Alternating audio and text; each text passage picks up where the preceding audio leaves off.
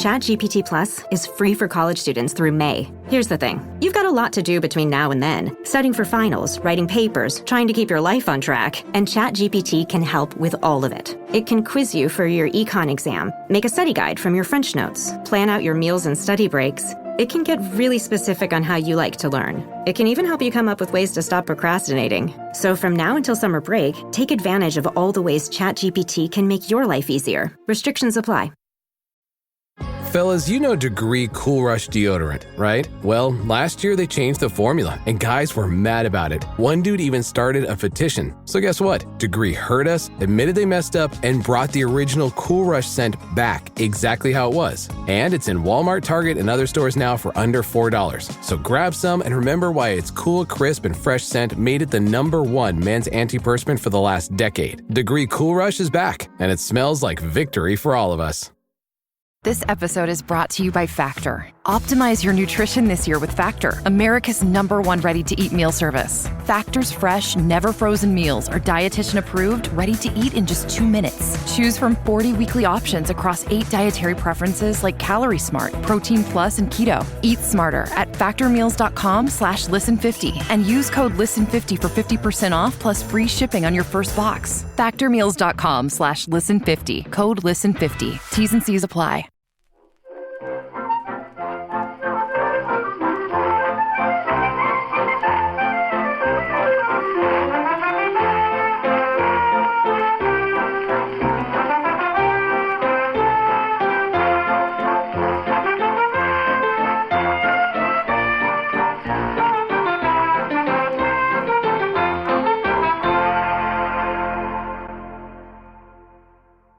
Hello and welcome to Backlisted, the podcast that gives new life to old books. I'm Andy Miller, the author of The Year of Reading Dangerously. And I'm John Mitchinson, publisher of Unbound.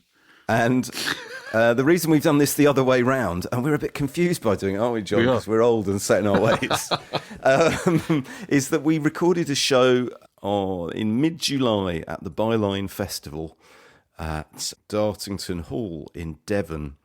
And so this episode is a bit different from what we usually do. You'll hear an audience, you'll hear a four-way discussion of the book, and we think it was a really special one, don't we, John? We do. We think it was one of the very best we've ever done, I think, because it was, it's like it's a festival, so you have to pull these things together with very little notice. And we had a notion that the two guests that we chose to go with would respond to the book that we chose, and the book was, I think we can say what the book was? Well, you were about Passage to India by E.M. Forster. If you think you know all about E.M. Forster's A Passage to India, just listen to the next hour or so of this. Going to say, stay on the line, caller. Also, John and I both had a great weekend at Byline and at Dartington, and John hosted a lot of events and spoke to a lot of authors, and you can hear us chatting through some of that and talking about the experience of that from his point of view, my point of view, and maybe even from theirs, on the last episode of Locklisted, the podcast, which is available exclusively to the subscribers to our Patreon. So if you go to patreon.com/backlisted and register with us there, you'll be able to hear us talk about not just the Dartington Festival, but also what we've been reading this week.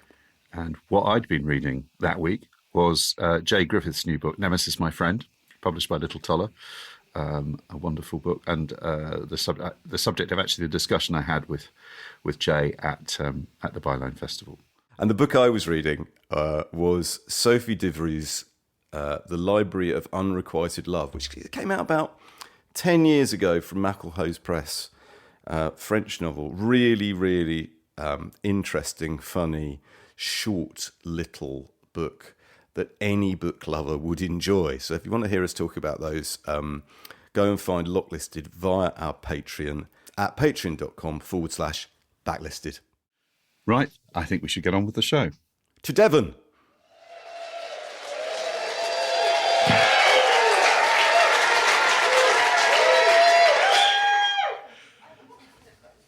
Hello and welcome to Backlisted, the podcast that gives new life to old books.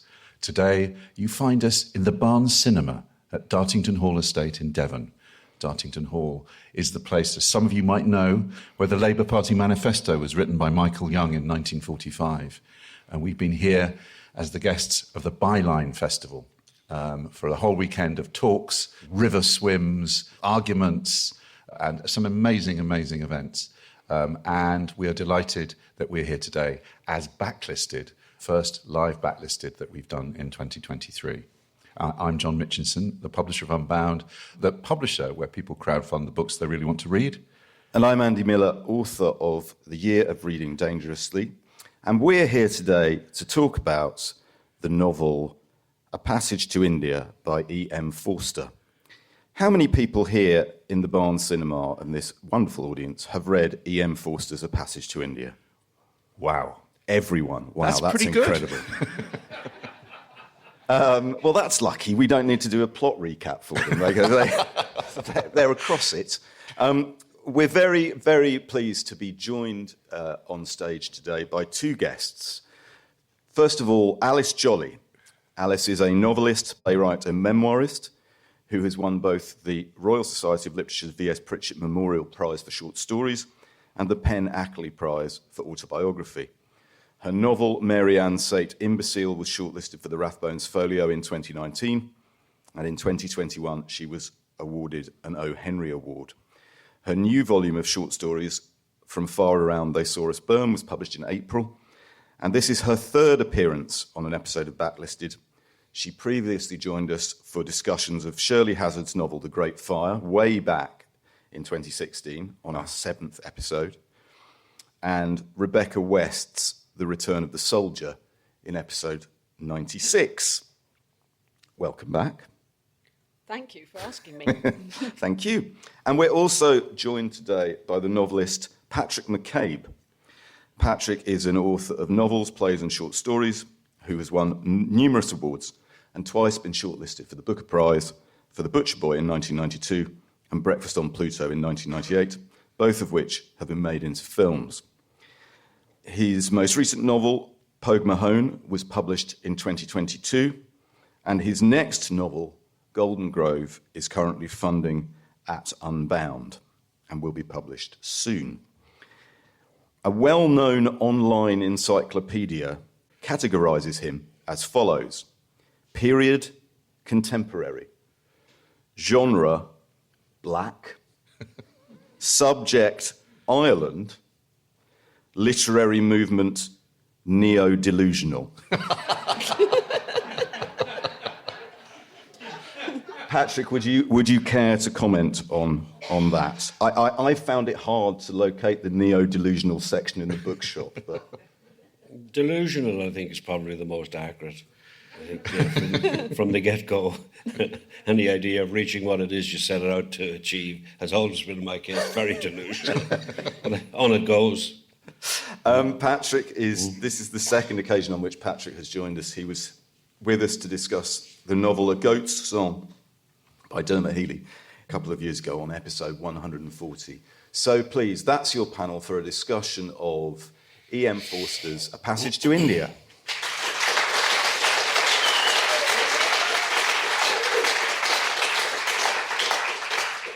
Patrick, it was your idea that we read and discuss A Passage to India. When did you first read this novel? Can you remember? Well, I came to the classics the way a lot of boys in the 60s did. There was a series of comic books called Classics Illustrated.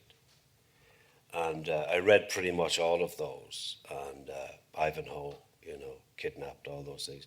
And pretty much bluffed my way through life by pretending I'd read the real thick 600-page versions and nod sagely whenever anything was mentioned, but knew enough just to get by. And A Passage to India was one of those. But then recently, I got a copy of it and found myself, say, 70 or 80 pages through. This is really hard going. I found some of it very kind of turgid. And then somewhere around the 100-page mark, I found myself swimming in this extraordinary world that became curiously familiar to me, and I wasn't quite sure why that was. And then I began to realise that the language between Dr. Aziz and Cyril Fielding, the English teacher, was very similar to relationships that I'd overheard as a boy between, shall we say, members of the Anglo-Irish gentry and indigenous, say, Irish farm workers, or something, in that there was a great affection between, say, people, but there was also a subtext that you couldn't name. And I began to kind of get intrigued by the subtle way that Forster was dropping these things in, you know? Nothing overt, everything evasive, but still all the time this sense of abiding affection, but that at any time could come asunder. That the cultural gaps. See, the interesting thing about art is that everybody, it seems to me, in any drama, everybody has their reasons. You know, Cyril Fielding thinks he's doing the right thing. So does Dr. Aziz. And that's all very well until things start to go wrong. And then on these, there's a phrase in, I think in Dubliners, where James Joyce, who was a metropolitan himself, talks about crossing the dark, mutinous Shannon waves. Like the metropolitan mind has this view that the rural mind is in some way unpredictable, untrustworthy, charming, but that can turn sour. The mutiny is buried in the language. If you're trained to the language of Forster, you begin to see that there are little elliptical clues that all is not as it seems. And then that becomes the great metaphor of the Marabar caves. But ultimately what really seduced me about the book was its abandonment ultimately of social realism. There's a consistent kind of reference to the vaults of heaven, the stars, the sound of the universe, the pulsing. And after that, I was completely hooked. I think it's one of the greatest novels I've ever read. Great. We will come on to the third section of the novel, but discuss some of the reasons why it may have come out that way. Alice, can I ask you, many of us will have read Forster. I'm sure John can remember when he first read Forster. I know when I can. Can you? Yes, very much so. I read Forster as a teenager and I absolutely loved it. And I loved it so much that I thought, actually, I mustn't read all of these novels because then, you know, what am I going to be doing the rest of my life? And actually, by coincidence, before I knew I was going to be doing this, I had taken The Longest Journey down off the shelves because that's one I've never read. And I was suddenly thinking, actually, what am I hanging around for now? I mean, you know, I'm in my mid-50s. I might not have much longer for all we know. You know, I'd better finish off now all these things that I was saving up. So I think I'm going to be going back to Forster. But yeah, it was as a teenager. And I think it's really fascinating to think about, for me, how our understanding of the book has changed, but also how it has endured. We know it must be a very good novel because it can be revisited by one generation after another, and people can continue to find very different things in it. The things I absolutely did not see as a teenager. As a teenager, nobody was going to be told that Forster was gay, and we would barely have understood anything about that. And of course, we did know it was a colonial novel, but that was just the British Empire, and that was what it was, and it wasn't discussed in a critical way, really.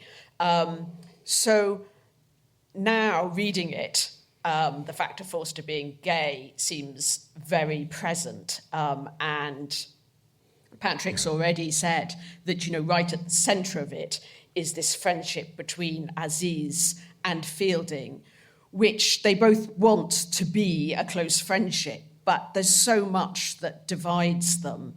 And there are cultural things that divide them and spiritual things that divide them. I mean, the book is often about a clash between rationalism and a more spiritual way of thinking about the world. And Aziz is definitely a more spiritual person, Fielding more of a rational person, and that divides them. And, you know, but it's deeply moving, I think, at the end of the book when they manage to reconnect in some way. They're never going to have the friendship or relationship they could have had, but it comes to the words of not now, not now. So Forster kind of knew that at some time these relationships would be possible. And I think as a teenager, I read that as when India has its independence, then this friendship will be possible because there'll no longer be that domination of one people by another group of people. But also now I see it very much as Forster looking forward to the time when homosexuality would be legalized, which of course didn't come until much later. But I'm always deeply touched by Forster saying how angry he was with the establishment for the fact that homosexuality was illegal and how much of his time it had wasted and all the subterfuge that had been necessary because of this. And I think I feel that deeply now in the book, which I, as a teenager, would not have felt that, I think. John, I felt reading this, I've read quite a lot of Forster. I've even read the pageants scripts that he wrote in collaboration with Ralph Vaughan Williams. Yeah. But I hadn't read A Passage to India. I'm picking up, Alice, something you were saying there. I am fascinated with A Passage to India, how not only can it be interpreted and has been interpreted in different ways at different times in the last century, but I feel we'll interpret it differently again in 20, 30 years' time. It feels like a novel literature art in the process of becoming, but it's still in the process of becoming 100 years after publication. What did you think, Mitch? I mean, absolutely. Rereading it has been amazing because it happens all the time. Obviously, you read a book when you're a student, and I have to say that my tastes as a student, I was looking for experimental boldness in fiction. And I always thought Forster was a bit of an old fuddy-duddy, and goodness me, dear me, the novel tells a story, and all of that kind of sort of slightly annoying Edwardianism. So not only did I find I just not remembered huge chunks of the book. We all remember them. We'll come on to the Marabar Caves, and I'd remembered them as you. I don't think I'd really picked up on the kind of the gay aspect of the relationship between Fielding and Aziz. And I suppose I was reading it in conjunction with, at the time, Edward Said's Orientalism and Lord Jim, Conrad and Kipling, and that kind of way that when you study literature academically, you're looking for the themes and you're looking for its social and political context, all of which are important. But going back to read, I remember not really understanding why people bothered with aspects of the novel. It just seemed sort of, flat and round characters. I've underlined more bits of aspects of the novel than any book. It's an incredible book about fiction. And I suppose because we've spent the last 7 years, Andy, reading a hell of a lot of novels and thinking about them, talking about them, suddenly feel like Forster's totally back on the team, and this novel is a much more interesting book than I expected it to be. And when it was, I think when you said that, Pat, that you'd said, and I was thinking, hang on, Pat McCabe, E.M. Forster, that's interesting. That's worth exploring. And here we are. Patrick, would you pass me your copy of the book there so I can just read the blurb on the back? Which is not to myself, out loud. I'm going to ask the panel if they think this blurb on a Penguin Classics edition is a good blurb or a not so good blurb. What did happen to Miss Quested in the Marabar Caves? You lost me at the first. I know, you lost me at the question, yeah.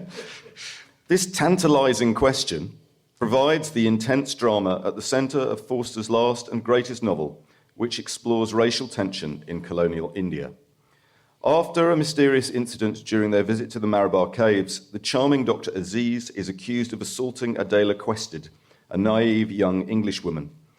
As he is brought to trial, the fragile structure of Anglo-Indian relations collapses, and the racism inherent in colonialism is exposed, a theme which still has powerful, dangerous realities today. Yet the novel is also, in Forster's words, quote, about something wider than politics, about the universe as embodied in the Indian earth and the Indian sky. Panel struck dumb, ruminating on. How does that sit with you, Patrick? I found, as I was going through the book, striking parallels in the language. And I don't want to kind of get too political about it, but politics is very, very much at the centre of this book. There are casual asides about the nature of the Indian. The Indian does this. The Indian can be expected. And it's all done, it's all voiced in this paternal, pseudo-benign thing. And there's one sentence in it that really alerted me, that reminded me of a phrase that had actually been used in contemporary times by someone to me who was, shall we say, of a different tribe as they would perceive themselves to be, who said, the Catholic is nice, can be good fun to be with, but you can put a tie on him. Now, women didn't come into it, obviously. You can put a tie on him. You can brush his jacket, but his shoes will never be polished. And that sort of statement is versed in here, and it's always accompanied by a cheery guffaw, as if it was of no consequence. Now, whether the person delivering that knows what they're doing, or it's a systemic, which I think it is, inheritance, the wound that's incurred by the recipient of that is multifaceted. It's rage, it's unfair, there's an injustice, and that leads inexorably to mutiny. It cannot do otherwise. And there were little things peppered throughout that, but because I was kind of interested in stylistic, the entire galactic kind of space within which this drama proceeds, I found utterly fascinating, and it's what makes it a great novel and makes it burst through the constraints of what we know as social realism, I think. I would like to echo exactly what Patrick said in my reminiscence of how I first read Forster, which was in the early 90s, there was a book published called The Intellectuals and the Masses by John Carey, which is about how the modernists and the Bloomsbury Project was fundamentally fueled by class hatred for the middle classes, the lower classes, and the suburban. And it's a catalogue of examples of dreadful snobbery towards people like me, who grew up in Croydon. Croydon, which always gets a laugh. It's the same as Dartington, it's just in a different place. And I feel myself growing chippy even as I talk about it. Because, Patrick, Carey identifies in Howard's End Forster's ability to both tell the truth as he sees it and be terribly dismissive of entire races and classes of people. I don't know how many of you have read Howard's End, but the character of Leonard Bast, as John Carey points out, this jumped-up little clerk from the suburbs trying to better himself, as Forster sees him, should know his place and is killed for his presumption when a bookcase falls on top of him. It could not be a more dramatised example of that guffawing yet pointed thing that you've just talked about, which I, as, Croydon man, took exception to. Of course you did. Well, that's the exit strategy on the part of the perpetrator. Oh, I didn't mean that. You picked it up wrong, so you're doubly indicted. Just banter. Of course. But the Croydon man will do that. You can put a tie on him, but not shine his shoes. They don't polish the shoes in Croydon. Alice, did you have any grievances to air against E.M. Forster? Not grievances, really, but I am fascinated, and I think this is one of the things I love about Forster, and it's something that I look for in books altogether, is I think a lot of people can make a heavy point in a heavy way. And also, let's face it, there are a lot of books that are just trivial. But the thing about Forster is he can appear to be really quite trivial. There's a lot of sort of slightly daft social comedy. And, you can see this as a sort of comedy of manners with these English people being slightly ridiculous in India. So there's sort of something likeable in a way and kind of funny and quite light about it. And it's not nasty. It's sort of just gently poking fun. But then below that, there's whole oceans of meaning in the book. And what's amazing about Forster is that he's never heavy-handed in now I'm going to tell you the heavy meaning of this. You've got to make it. The reader is allowed to sort of float along on the surface while knowing there are these huge depths. And that, to me, is amazing writing, because that thing of having a real lightness of touch, because after all, we do read novels partly for pleasure, but there also being so much more there. That's something that I really admire, and it's there in this book very much because, as I say, there's the day-to-day happenings, the sort of social realism of these people in India, but there's a huge spiritual crisis going on beneath that, particularly in the character of Mrs. Moore. And this amazing bit at the end of the book where she realises what a silly little religion Christianity is, despite the fact that that is her religion and the religion of everybody she knows.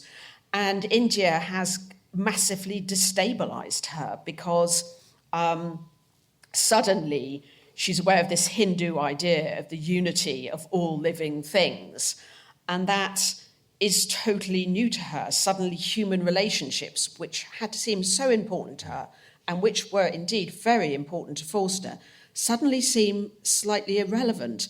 And I have to say that one of the things that shocked me reading this was, I suddenly thought, wait a minute, he wrote this in the 1920s, and it's an environmental novel. And you think, how has that sort of suddenly happened? But this question of the unity of all things, actually all of us now are thinking just happy human relationships aren't enough. There's this much bigger relationship we're going to have with this kind of boom in the cave, which is nihilistic. It actually sort of finishes Mrs. Moore off, one could argue. It's terrifying to have to confront. And so how is a book doing a bit of social comedy and having this very profound discussion, really, of faith? It's exciting that a novel can do all of that, I think. Patrick, did you have something you wanted to read? It was just, I hadn't really thought of it in terms of the environmental novel. It's so many novels and doing so many things that it gets better even the more you discuss it. But back to the Irish thing, it's kind of, there were little sentences like this. The collector made a small official joke as he sat down, at which his entourage smiled. And the Indians, who could not hear what he said, felt that some new cruelty was afoot. Otherwise, the sahibs would not chuckle. So again, everything's just half within earshot. But their assumption through instinct is that we're going to be done over again. We don't know how. But again, it's the guffaw. It's the, Croydon man hasn't the shoes pot. What was that again? Didn't quite hear it. And there are little sentences like, the air was thick with religion and rain. That is so like the world I grew up in. There's it's just, and sorry, that's not a guffaw. Sorry. Whatever way you feel about it, like if Catholicism has lasted, you have to have a relationship with it. And the relationship that I would have with it is an awful lot different, shall we say, to the person who's making that comment, that is from a position of elevation, whereas mine can't be because it's emotional. And there's all sorts of things that you work out. You may not particularly be faithful to Catholicism, but you don't like it being made fun of because it's yours, whatever. And there are all little things like that kept alerting me. But I think your point was really fascinating there, because all these things, this drawing room manners, and he's slipping all these things. While you're engaging blah, da, da, Mrs. Moore, there are huge questions of faith and crisis and spirit happening behind your back and in the most subtle manner. And then when it lands, like a Hitchcock movie, you realise, my God, that's what he was at all the time. The more we examine it, the greater it gets. Now it's commercials. This episode is brought to you by LinkedIn. Healthcare professionals can lead their careers with LinkedIn. Discover jobs by specialty, preferred shifts, and even desired salary. From mental health therapists to radiology technicians, it's now faster and easier for healthcare professionals to find the right fit. Learn more at linkedin.com/healthcare. Side effects may include faster job placement, improved work-life balance, and increased career satisfaction. May I ask, the novel is structured in 3 parts. Section 1 is called Mosque, Section 2 is called Caves, and Section 3 is called Temple. Temple was written almost 10 years after the first 2 sections of the novel. Yeah. The novel was put away for quite a long time. And when Forster returned to it, he gave it to his friend Leonard Woolf to read, to offer advice. And Leonard Woolf said, you just need to write it. You just need to write it. Get it off your back. Get it off your chest.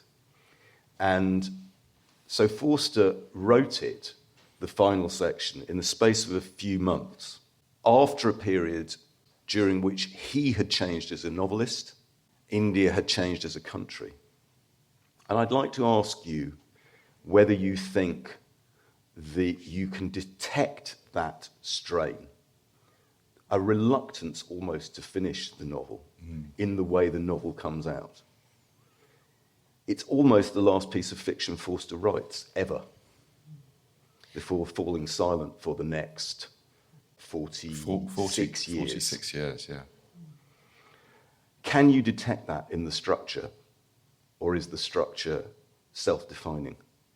I think my understanding of the fact that the book was written over an 11-year period, but there were actually really only 2 years right at the beginning where he was writing that, and then this very long gap. I think what stalled him was the Malabar Caves. And I think what he couldn't work out was what happened there. Yeah. And also I think I imagine, speaking as a novelist, that he may have struggled to leave it as a mystery, that he didn't want to say exactly what happened. And the way to present that you've sort of shown the reader enough, but you've left this great gap that is unfilled. And of course, he needed to get that sorted because he otherwise couldn't write the rest of the novel. And it is a wonderful moment in the novel when Aziz comes out of the caves and he sees Miss Quested running down the hill, and he sees the dropped field glasses, and he sees these people hurrying away, and there's clear that something has really gone wrong, but you don't know what it is.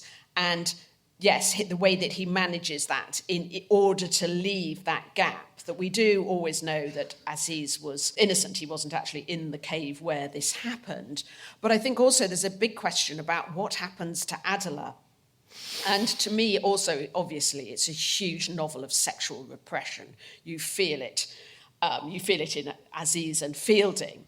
But you also feel it in poor Miss Quested, who's been sort of brought out to India, sort of marry this man.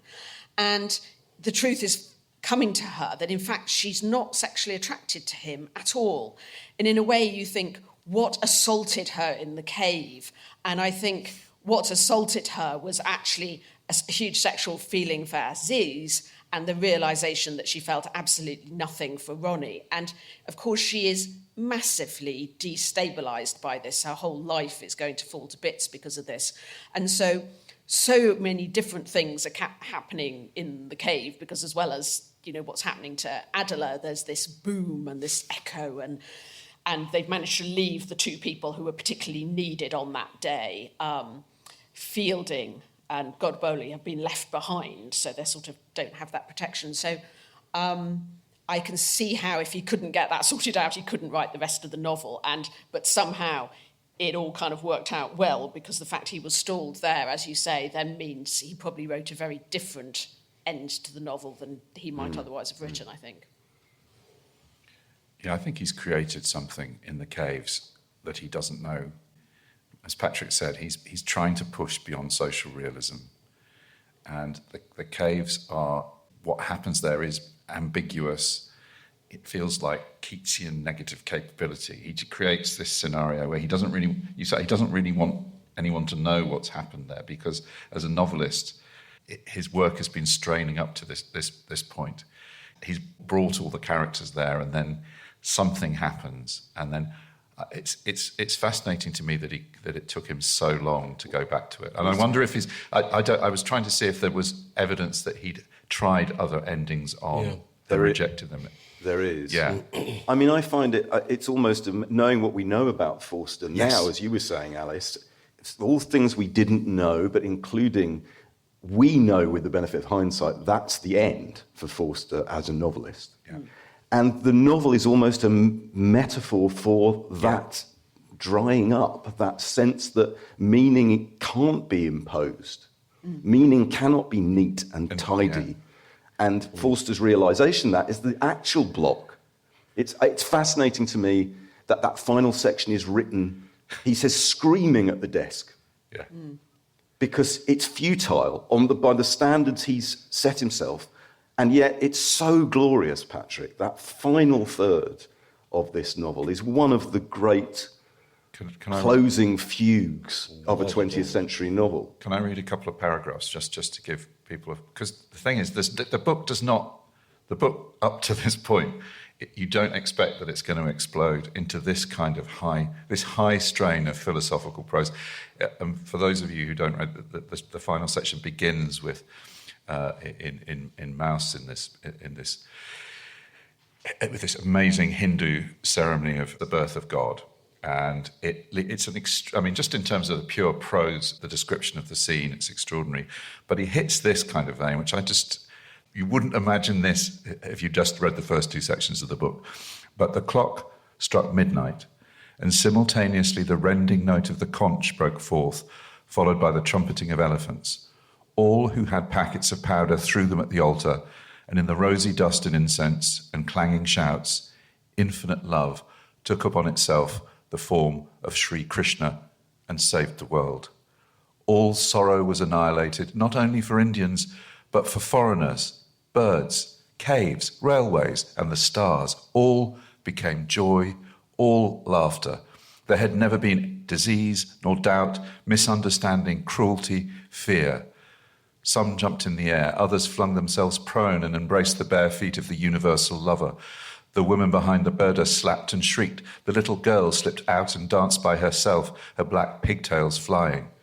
Not an orgy of the body. The tradition of that shrine forbade it. But the human spirit had tried by a desperate contortion to ravish the unknown, flinging down science and history in the struggle. Yes, beauty herself. Did it succeed? Books written afterwards say yes. But how, if there is such an event, can it be remembered afterwards? How can it be expressed in anything but itself? Not only from the unbeliever are mysteries hid, but the adept himself cannot retain them. He may think, if he chooses, that he has been with God, but as soon as he thinks it, it becomes history and falls under the rules of time. Whoa!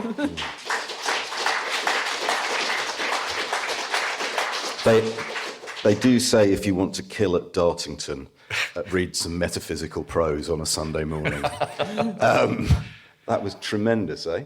Tremendous.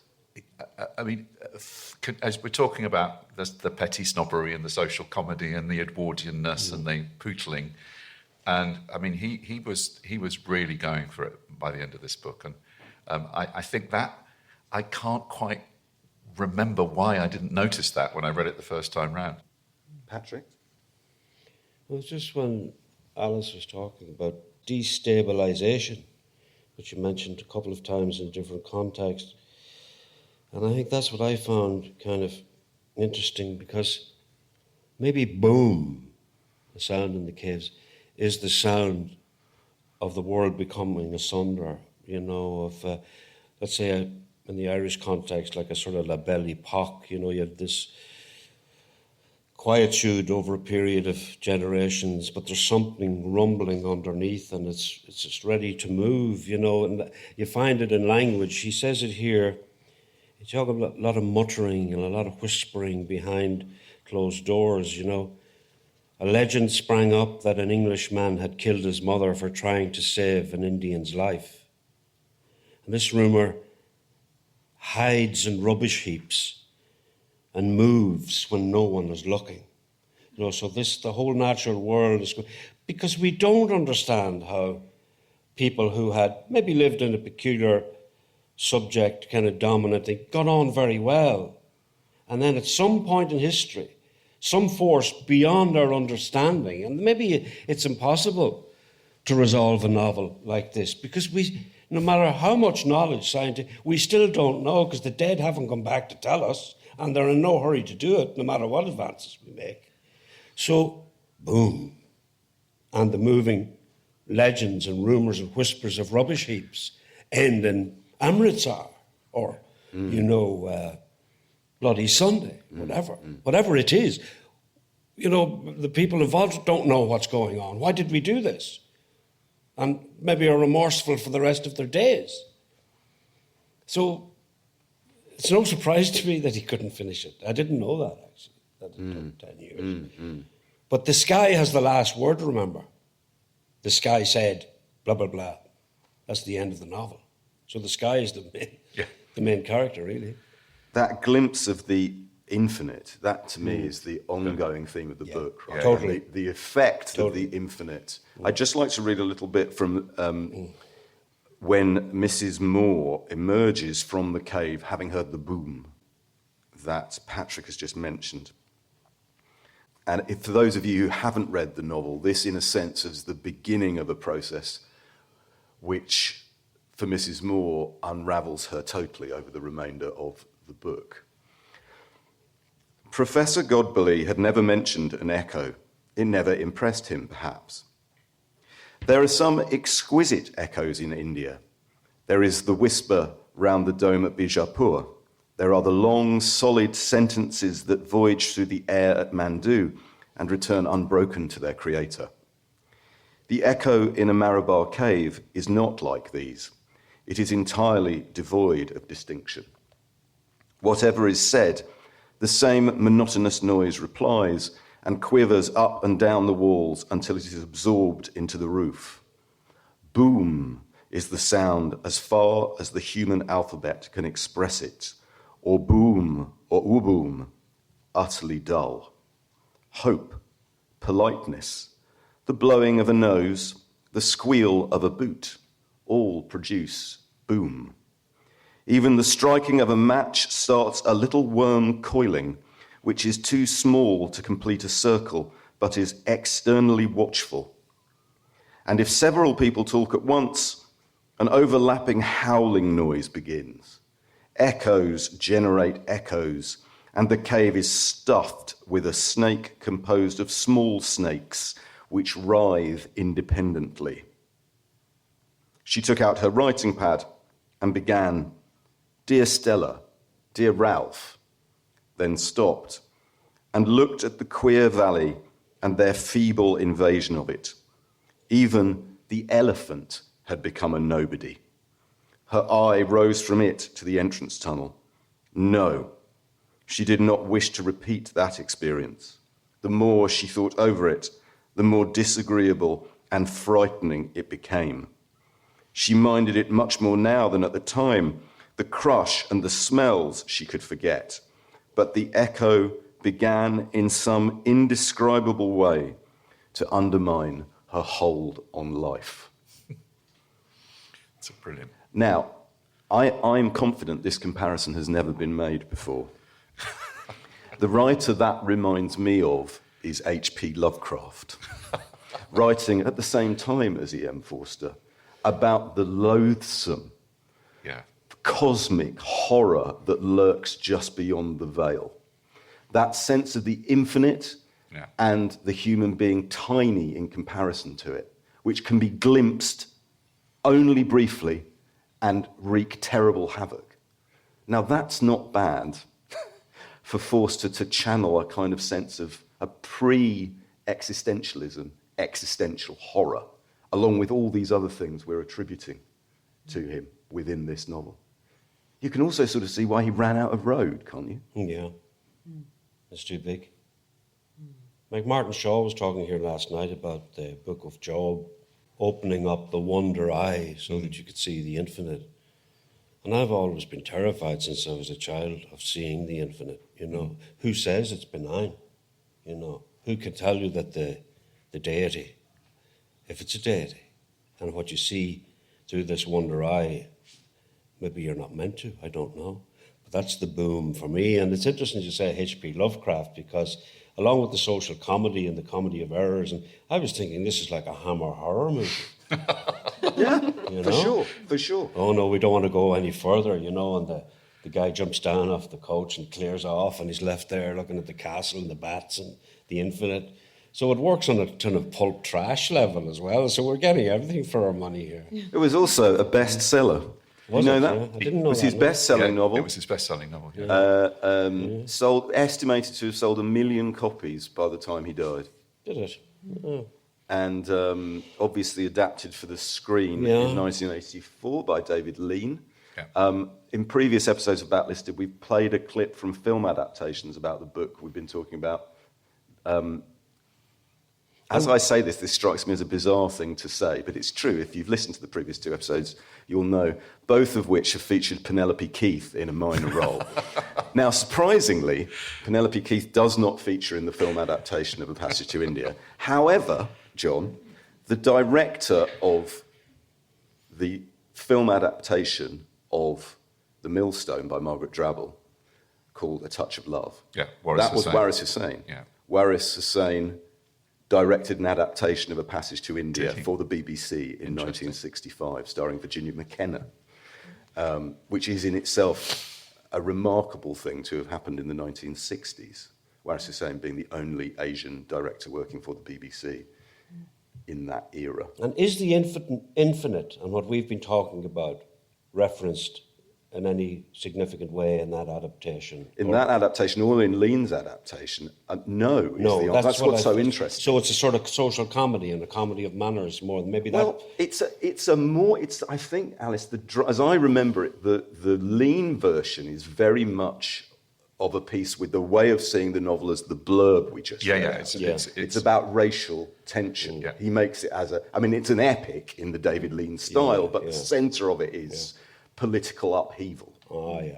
Right? Yeah. Which is how perhaps we would have seen it then, and we can see it now. Yeah. But as we've been talking about the book, none of these adaptations can contain. It's extraordinary. What the novel has in it. He said there's a lovely thing in an essay he wrote on criticism, which gives you a clue. This was written a few years, but it's written in 1948, so a long time after he'd finished the book. But this is when he's kind of become he's become really a critic and a kind of grand. I mean, it's also worth, as well as being critically successful, he was became a grandee of literature and was awarded, I think he was one of the first people to be made a Royal Society Literature Lifetime Fellow, all that kind of stuff. So he was seen as a successful person. So there is a certain kind of orotund quality to his later criticism. But I think this is really interesting about creativity. He said, what about the creative state? In it, a man is taken out of himself, or woman, obviously. He lets down, as it were, a bucket into his subconscious and draws up something which is normally beyond his reach. He mixes this thing with his normal experiences, and out of this mixture, he makes a work of art. It may be a good work of art or a bad one. We're not here examining the question of quality, but whether it is good or bad, it will have been compounded in this unusual way, and he will wonder afterwards how he did it. Such seems to be the creative process. It may employ much technical ingenuity and worldly knowledge. It may profit by critical standards, but mixed up with it is this stuff from the bucket, this subconscious stuff, which is not procurable on demand.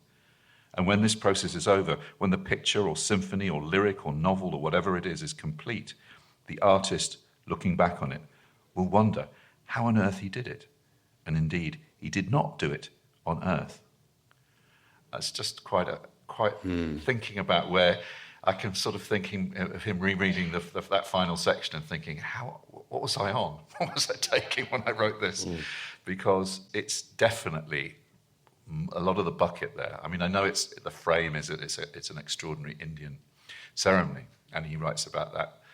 As we've said, you can't get away in this novel that he has a complicated relationship with dealing with. There's a lot of the Indian and the English, as Patrick has said, and he makes great use of that.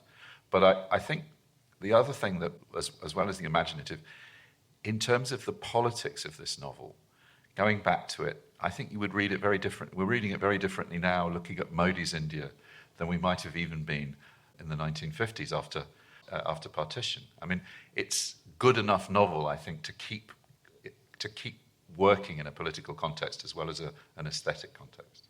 Alice, as we've said several times now, the novel can be read in various different ways. It changes depending on who we are and where we are, like any novel does, but it seems particular. I wonder then, could you, as an admirer of Forster's work, what are the continuities that you see between A Passage to India and the novels of 10 years earlier?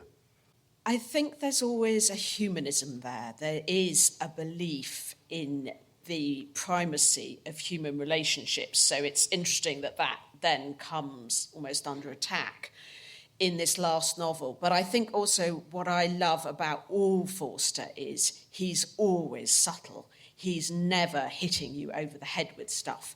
And all of his characters are nuanced. I mean, if we think about the forgotten character Ronnie, who is the man that Adela doesn't marry, and yes, he seems a bit of an idiot, and he is, but actually Forster is careful to write into the book the fact that Ronnie came to India with sort of progressive ideas, and he was going to do something a bit different, and he wanted to discover about India and whatever. And what we see in Forster is people whose society has boxed into a certain mode of living. And I think Forster sees society as a sort of prison, because Ronnie forgets all of that, and he becomes this sort of two-dimensional character because he's within this world, which is colonialism, which demands that you behave in this kind of way. So even though there's a sort of level at which he's a hateful character, actually we can't really hate him that much because we know that he did want to do something different. And that's very much Forster. And even though Forster based Aziz on his very dear friend, who he loved deeply, and their love could never really speak its name, he's not going to make Aziz into this perfect character. At the end, Aziz makes wrong assumptions about what's happened, and Fielding and his friendship crumbles because of that. And so all the characters are just this mix of all these different things. And that's really what a good novel does, is it stops us from stereotyping people. It forces us to see the nuance and to see that even in the worst people, or we may think of the worst people, they're created by their circumstances and their times, and they probably don't manage to rise above that. And I also just love in this novel, and I think it's very important, that he's satirising Miss Quested because she has come to discover the real India. And what Forster's saying at the end is, how stupid is that? There are hundreds and hundreds of Indias. And of course, literally there are, aren't they? It's a massive continent with different religions and languages and all of these things. And I love that he does that. And again, that strikes me differently now than it would have done when I was young, in that, unfortunately, we're in a phase of literature where people represent things. And I really am sort of on a bit of a one-woman war against the phrase represent, because I don't think anybody represents anybody else, actually, unless they're elected to do so. And so this idea that he again, one of the things we cannot know at the end of this book, we cannot possibly know India. Even the people who live there can't know it. So, and he writes with that lovely uncertainty and that nuance and that acceptance of the fact that it's a muddle. It's not even a mystery, it's a muddle. And you can't know it all, or even a small part of it, actually. And I think, yes, at the end, he's sort of balancing that. He's trying to hang on to human relationships and say, all we can do is only connect, as he says, not in this novel, but at the end of Howard's End, he says that, doesn't he? But actually, he feels even that crumbling. But he's kinder, though, to some He is. types of people than others. He is. Yeah. Right? Forster has the recurring trope of the older maternal figure, as befits a man who lived with his mother for many years. He tends to give, in Howard's End, in this novel, in A Passage to India, the older woman is given the moments of wisdom, insight. But he likes then, in true conflicted manner, killing them. No spoilers for those novels, but they tend to die. They tend to have their moments, their compassion, their wisdom, and then he snuffs them out. His bucket was quite a big bucket, I think. We're probably getting towards the end in it, but I wondered, just, Patrick, did you want to have another little reading from the book, just to take us out? Well, again, getting back on my hobby horse, there's just a little line that he said, he only knew that no one ever told him the truth, although he had been in the country for over 20 years. Now, James Joyce has an essay called Ireland at the Bar, where an old countryman is accused of being complicit in a murder, but he can't speak English. And Joyce describes witnessing this thing where this old man, who is waving his arms frantically and weeping, trying to explain what it is that exonerates him from ever being involved in this murder because he wasn't there. But the judge, sticking to doesn't understand what he's saying. Neither do any of the magistrate's assistants and the court personnel. So it calls in the colonial situation, of which Ireland has to be included, really. What is the nature of truth? You know, if you're speaking an Oroton language like Gaelic and everything here, please stick to the point. But first of all, don't know what the point is because he's waving like a crazy marionette. And there you have people, both English and Irish or Indian, as prisoners of history and language, particularly. Yeah. So you've got this immense vault, or maybe a benign deity, or maybe not, looking down on these marionettes, waving their arms, and the judge thinking he's doing the right thing. The old guy, this is the greatness of Forster, you see. It's no use writing about empire, you know. It's all very well pulling down statues and everything else, you know, and I mean, getting passionate. But can we not please, look, what did people think they were doing? It is the business of art to find out this. And if it isn't, we shouldn't bother. We really shouldn't bother. What did they think they were doing? Did they think they were right? Were they in some ways right? I don't know. It's not my business to kind of pass judgment on this. But through people like geniuses like Forster, as you say quite eloquently, is nuanced. I think that's why it lays a claim to being one of the great novels. Who thinks they will go from this place to read A Passage to India again? Everybody. Good. Pleased to hear it. I think we're going to have to call it quits there, which has been a wonderful episode. It's marvellous to be back in front of a live audience. I would say, as befits a writer whose initials are EMF, this session has been unbelievable. Thank you. Thank you, Alice. Thank you. Thank you, Patrick. Thanks, everyone. See you next time. Thank you. Bye-bye. Thank you for listening. If you want show notes with clips, links and suggestions for further reading for this show and the 191 that we've already recorded, please visit our website at backlisted.fm. If you want to buy the books discussed in this podcast, you can visit our shop at bookshop.org and choose Backlisted as your bookshop. And we're still keen to hear from you on Twitter, Facebook and Instagram. If you want to hear Backlisted without ads, subscribe to our Patreon, www.patreon.com/backlisted. Your subscription brings other benefits. If you subscribe at the Lock Listener level, you get 2 extra exclusive podcasts every month. We call it Lock Listed because it began in the Wenlock Tavern just before lockdown, and it features the 3 of us talking and recommending the books, films and music enjoyed in the previous fortnight. Thank you all for listening. We'll be back with more old books in 2 weeks' time.